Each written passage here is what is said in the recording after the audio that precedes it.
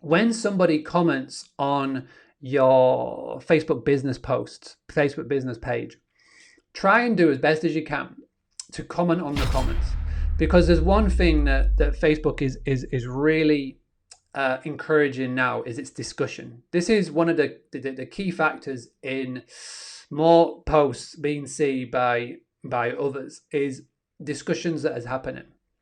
So if somebody takes the time to comment on your Facebook business page post, try and take the time to respond. Now, I can tell instantly from looking at your Instagram who your ideal customer guest is. You are set up for hen parties or girls' weekend. You have got a very, very, very clear customer avatar, ideal guest as we call it. All right. When I come to here, I don't get that at all.